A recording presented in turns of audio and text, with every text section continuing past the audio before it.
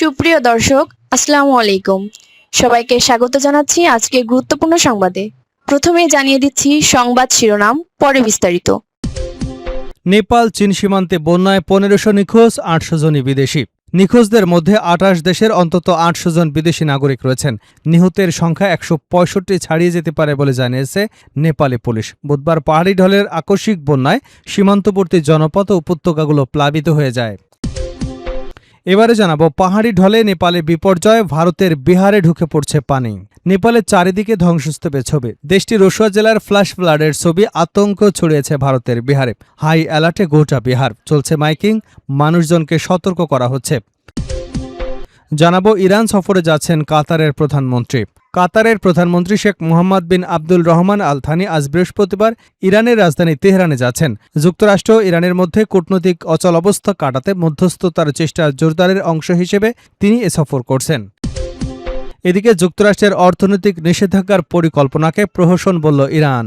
ইরানকে অর্থনৈতিকভাবে বিচ্ছিন্ন করবার যুক্তরাষ্ট্রের পরিকল্পনাকে প্রহসন বলে মন্তব্য করেছে ইরানের পররাষ্ট্র মন্ত্রণালয়। খবর আল জাজিরার।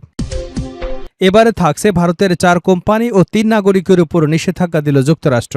ইরানের তেল এবং পেট্রোকেমিক্যাল বাণিজ্যে জড়িত থাকার অভিযোগে ভারতের ৪টি কোম্পানি ও ৩ নাগরিকের উপর মার্কিন নিষেধাজ্ঞা দিয়েছে যুক্তরাষ্ট্র। ইরানের বৈশ্বিক আর্থিক যোগাযোগ বিচ্ছিন্ন করতে ওয়াশিংটনের চলমান অর্থনৈতিক চাপের অংশ হিসেবে বুধবার এ নিষেধাজ্ঞা দেওয়া হলো। এবং সর্বশেষ জানাবো ক্যান্সার চিকিৎসায় যুগান্তকারী ঔষধের অনুমোদন দিল যুক্তরাষ্ট্র। যুক্তরাষ্ট্রে অগ্নাশয় জটিল ক্যান্সারের চিকিৎসায় নতুন একটি যুগান্তকারী ঔষধের অনুমোদন দিয়েছে দেশটির খাদ্য এবং ওষুধ প্রশাসন। ক্লিনিক্যাল পরীক্ষায় ওষুধটির ব্যবহারকারী রোগীদের গড় বেঁচে থাকার সময় প্রচলিত কেমোথেরাপির তুলনায় প্রায় দ্বিগুণ হয়েছে। খবর অ্যাসোসিয়েট প্রেসের।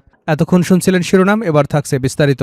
দর্শক, অনুরোধ থাকবে ভিডিওতে একটি লাইক দিন, কমেন্টস করে জানিয়ে দিন এই ভিডিওটি আপনি কোন জেলা থেকে দেখছেন এবং শুনছেন। ইরান, ইসরায়েল, যুক্তরাষ্ট্র, ফিলিস্তিনি যুদ্ধে আপনি যদি মুসলিমদের সাপোর্ট করেন তাহলে চ্যানেলটি সাবস্ক্রাইব করে বেল আইকনটি বাজিয়ে রাখুন। নেপাল চীন সীমান্তে বন্যায় ১৫০০ নিখোঁজ, ৮০০ জনই বিদেশি। নেপাল এবং চীনের তিব্বতে মেঘালয় ঘেঁষা এলাকায় ভয়াবহ বন্যা ও ভূমিধসে প্রায় ১৫০০ মানুষ নিখোঁজ রয়েছে। নিখোঁজদের মধ্যে ২৮ দেশের অন্তত ৮০০ জন বিদেশি নাগরিক। নিহতের সংখ্যা ১৬৫ ছাড়িয়ে যেতে পারে বলে জানিয়েছে নেপালের পুলিশ। বুধবার পাহাড়ি ঢলে আকস্মিক বন্যায় সীমান্তবর্তী জনপদ এবং উপত্যকাগুলো প্লাবিত হয়ে যায়। নেপালে নিখোঁজ ৮২৬ জনের মধ্যে প্রায় ৬০০ জনই বিদেশি। তাদের মধ্যে ভারতের ১৭৭, যুক্তরাষ্ট্রের ৬৩, অস্ট্রেলিয়া ৩৪, যুক্তরাজ্যে ৩৩, কানাডার ২৫ জন নাগরিক রয়েছেন। তিব্বতের গিরং কাউন্টিতে আরও ৫৫৮ জন নিখোঁজ রয়েছে, যাদের মধ্যে ২৬০ জন বিদেশি বলে জানিয়েছে চীনা রাষ্ট্রীয় সম্প্রচার মাধ্যম সিসিটিভি। উদ্ধার কাজে নেপালে ৫,০০০-এরও বেশি সেনা এবং পুলিশ সদস্য মোতায়েন করা হয়েছে। দুর্গম এলাকায় হেলিকপ্টারে করে খাদ্য, তাঁবু এবং জরুরি সামগ্রী পৌঁছে দেওয়া হচ্ছে। প্রতিবেশী ভারতও ত্রাণ সহায়তা পাঠিয়েছে। প্রাথমিকভাবে ভূমিকম্পকে দুর্যোগের কারণ মনে করা হলেও যুক্তরাষ্ট্রের ভূতাত্ত্বিক জরিপ সংস্থা জানিয়েছে এটি মূলত হিমবাহের শিলা বা বরফের ধসে সৃষ্ট ভূমিকম্পন এবং পরবর্তী ধ্বংসের ফল। দুর্যোগ কবলিত অঞ্চলটি কৈলাস এবং মানস সরোবরের তীর্থযাত্রী এবং পর্যটকদের কাছে খুবই গুরুত্বপূর্ণ যাত্রাপথ। যুক্তরাষ্ট্রের $৫ লাখ সহায়তা দেবার কথা জানিয়েছে। জাতিসংঘ সহ বিভিন্ন দেশ উদ্ধার এবং ত্রাণ কার্যক্রম সহায়তা করেছে। পাহাড়ি ঢলে নেপালে বিপর্যয়, ভারতের বিহারে ঢুকে পড়েছে পানি। নেপালের চারিদিকে ধ্বংসস্তূপের ছবি। দেশটির রসুয়া জেলার ফ্ল্যাশ ফ্লাডের ছবি। আতঙ্ক ছড়িয়েছে ভারতের বিহারে। হাই অ্যালার্টে গোটা বিহার। চলছে মাইকিং, মানুষজনকে সতর্ক করা হচ্ছে। ভোতে কোশি নদী হয়ে ত্রিশুলি এবং গণ্ডক নদীর ধারে বিহারে প্রবেশ করতে পারে তিব্বতের পানি। রাজ্যের মুখ্যমন্ত্রী সম্রাট চৌধুরী হাই লেভেল টিম গঠন করে সব সরকারি কর্মকর্তাদের সতর্ক বার্তা জানিয়ে দিয়েছেন। মুখ্যমন্ত্রী নদীর চারিদিকে নজরদারি বাড়ানোর নির্দেশনা দিয়েছেন। নদীর বাঁধ এবং বাঁধের চারপাশ বুধবার এবং বৃহস্পতিবার নজরদারি জোরদারের নির্দেশনা দেন তিনি। বিশেষ করে রাতে নাইট পেট্রোলিং বাড়ানোর প্রতি জোর দেওয়া হয়েছে। গণ্ডক নদীর পাশে থাকা পশ্চিম চম্পারণ এবং পূর্ব চম্পারণ, মুজাফফরনগর, বৈশাখী, গোপালগঞ্জ, সরন জেলা প্লাবিত হতে পারে এমন আশঙ্কায় জেলা প্রশাসনকে হাই অ্যালার্টে রাখা হয়েছে। রাজ্যের সব সরকারি কর্মকর্তা কর্মচারীদের ছুটি বাতিল করা হয়েছে। নেপাল থেকে গণ্ডক নদীতে হয়ে বিহারে প্রবেশ করবে পানি। প্রশাসনের আশঙ্কা আর মাত্র কয়েক ঘন্টার মধ্যেই একসঙ্গে ৩.৫ লাখ কিউসেক পানি পাহাড়ি ঢল বেয়ে নেমে আসবে। প্রশাসনের পক্ষ থেকে তাই আগাম সতর্কতা হিসেবে নদীর পাড়ে থাকা বাসিন্দাদের উঁচু জায়গায় আশ্রয় নেবার আহ্বান জানানো হয়েছে। ইরান সফরে যাচ্ছেন কাতারের প্রধানমন্ত্রী। কাতারের প্রধানমন্ত্রী শেখ মোহাম্মদ বিন আব্দুল রহমান আল থানি আজ বৃহস্পতিবার ইরানের রাজধানী তেহরানে যাচ্ছেন। যুক্তরাষ্ট্র ও ইরানের মধ্যে কূটনৈতিক অচল অবস্থা কাটাতে মধ্যস্থতার চেষ্টা জোরদারের অংশ হিসেবে তারই এই সফর। এক প্রতিবেদনে এ তথ্য জানিয়েছে রয়টার্স। ইরানের সামুদ্রিক প্রতিবেশী দেশ কাতার যুক্তরাষ্ট্রের মিত্র হিসেবে পরিচিত, তবে যুদ্ধরত দুপক্ষের মধ্যে মধ্যস্থতাকারী হিসেবে দীর্ঘদিন ধরে কাজ করে যাচ্ছে দোহা। গত জুনে যুক্তরাষ্ট্র ও ইরানের মধ্যে যুদ্ধবিরতি কার্যকরের ক্ষেত্রে সরাসরি ভূমিকা রেখেছিল দেশটি।